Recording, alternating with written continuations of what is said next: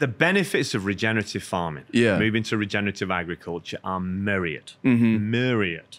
And I'm really glad you brought that up. There's a benefit to the end consumer because you're going to be providing them with the most healthful food, whatever the food is, whether it's livestock or whether it's a food crop or whether it goes into packaging. You're always better buying fresh product, fresh fruit, fresh vegetables, fresh cuts of meat. But again, for convenience, people do buy a lot. But again, if it's regenerative, it's going to have these high levels of nutrient and phytonutrients. So it's going to be a lot healthier. It's also healthier for the farmer for those very reasons. As a result, once you go through that first 3 to 4 years, sometimes 5 years, it depends, again, on your focus and how well you're guided and the system that supports you, you're going to come out the other end with less chemical inputs. You're not going to be reliant on chemical fertilizers. You're not going to be reliant on the insecticides and the pesticides of any description.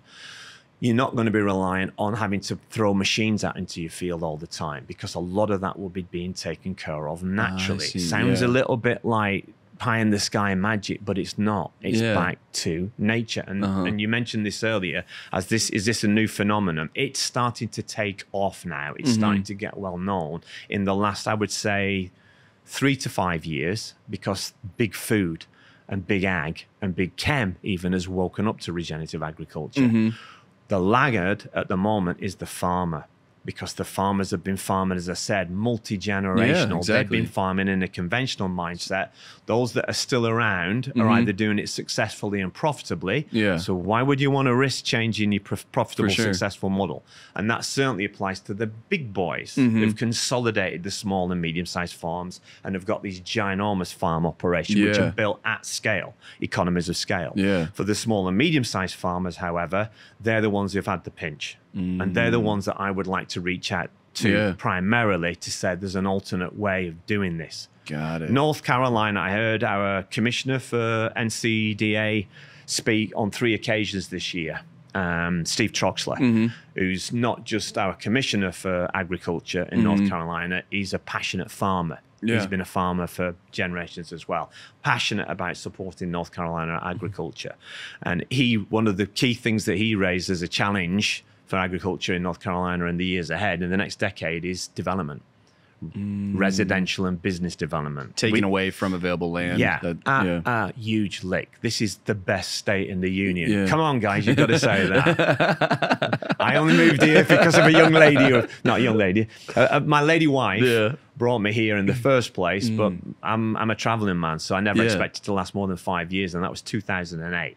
This is my home now. It's not just my home country, it's my home state. And I'm passionate now about agriculture, which is a key component part of what we do here. It's a $100 billion industry in North Carolina. 17 billion of that is actually farming, and it's under a lot of pressure. And no one's under more pressure than the farmers themselves. We've got high alcoholism rates. We've got high suicide rates. We've got high divorce rates. When you lose your farm, you lose your home. And this multi-generational aspect of farming is starting to become under threat as well, because the younger generation is looking how the fathers and the grandfathers have struggled to make ends meet. You're having to send, your wife or husband's going out doing a second job. It's a struggle. And because people are pouring into this state, coming in from California and from the north or wherever, because it's a beautiful state. We've got all this incredible infrastructure. We've got these great universities and schools. We've got the ocean and we've got the mountains. Is that will continue. It's a boom town. And it's still relatively, compared to New York and LA, relatively cheap. Not as expensive, should I say, is that as a result of that, infrastructure is going to grow. Housing. Look at on Chapel Hill. I mean, every time I look around, there's another piece of land got a housing complex on it, or apartment blocks. That's happening across the state. So in the next 10 years, Steve Troxler says we're going to lose about 1 million of the 8 million acres of farmland. So that's a threat. What regenerative agriculture will do is allow you to not have to spend as much money on inputs. You're not going to spend as much money. You're eliminating all those extras. So that reduces down, and suddenly you can balance your books, and you can do it on a smaller space. So you're not having to have as much to achieve more.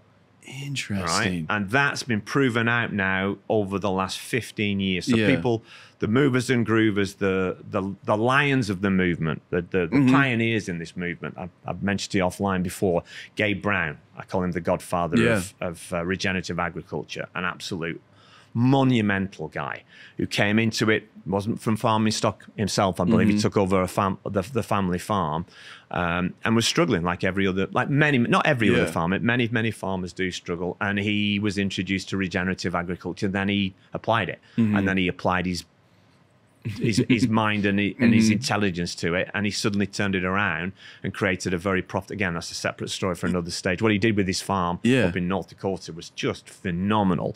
And then he got a passion for wanting to share that with other farmers who were in the same stress levels that he'd been under. For sure. And it's all about finances. It's all about finances. Half the farmers in this country have been in debt for at least 10 years. Because of expensive machinery, other input. Because machineries have become more and more expensive than the satellite link now, and and they've got technology attached to them. And every time we're always going to have a Ukraine war, we're always going to have a war in the Middle East. There's always going to be the next war somewhere. And what does that? Every time we have a war, we pour tens of billions of dollars into them to buy armaments, but the gas prices always go up. They never come down. You never have an incident in the world where gas prices have dropped by 50%. No, it's shot up again. Whenever chemicals, petrochemicals go up, that's going to affect synthetic chemicals in agriculture or pharmaceuticals, because that's how we make them. Yeah, so they're on the short end of the stick. So it's only ever going to go up. And because Mother Nature is pushing back, like with antibiotics, there's so many pharmaceutical drugs out there now that we've got these antibiotic resistant strains coming in. It's the same with the pests and the diseases out in agriculture land. So you're having to put more and more chemicals on, and the chemicals are becoming more and more expensive. That's not sustainable. No. So what regenerative farming is going to offer the farmers is an opportunity to step back from that and apply regenerative principles that will allow them to actually put more dollars in their own pocket. Yeah. Man, it's inspiring to hear you talk about it. And then, in the back of my mind, it's like, you hit on the 6% of the food supply is organic, or like the 90%, or how much of the current food infrastructure is built on these industrialized operations. Now, and that's another look at we've got these incredible things now called smartphones. They're only smart for our dumb if the person who's using it has got a modicum of intelligence. You can access the information on the planet within reason. I'm sure there's certain government sites that we're not allowed onto yet, unless you're a good hacker. But you've got information there. For sure. If you can pull yourself away from TikTok and YouTube, and I'm a bit of a YouTuber, so I'm not saying I'm averse to that. YouTube can be educational, so it makes it tough. But the information's out there if you want to do a little bit of research. And over 50% of farms, small and medium-sized farms, have been in debt for 10 years. Yeah. The last time I looked, about 90 to 95% of the profit that's attributed from a farmer doing the farming goes out into the food system. Yeah, there you go. All right. And then at the back end, the consumer is having to pay top dollar because they jack the prices up if you're bringing something like organics out. Yeah. So the idea behind regenerative farming is that it will allow the farmer to make a profit again, maintain his farm, be less likely to want to sell it to a developer who's dangling big wads of money in front of him, encourage his children to come in behind him and keep the generational chain going. Yeah. Plus, it will give the end consumer an opportunity outside that 5% who can afford organic to actually buy nutrient-dense food that will be helpful for themselves and their family. That's what I call a virtuous circle. In order to achieve that, the people in the middle currently taking most of the profit need to contribute. And if they don't, the end consumer is going to decide who they're buying from. Yeah. So there's an opportunity, I'll get back to this again, to you as a consumer, to make whoever you are out there listening to this, to make a conscious decision every time you go into a store to do your weekly shop or your daily shop for your food, or if you go online, which more and more people are doing these days, is what are you actually buying? What are you seeking to achieve? Empty calories that have been laden with chemical additives, or a nutrient-dense food to feed yourself and your family. And if you choose the latter, invariably that's going to be either organic or regenerative. And then we'll shift the needle. And then everybody benefits. The people in the middle will probably make a little less money, but it's not going to kill them.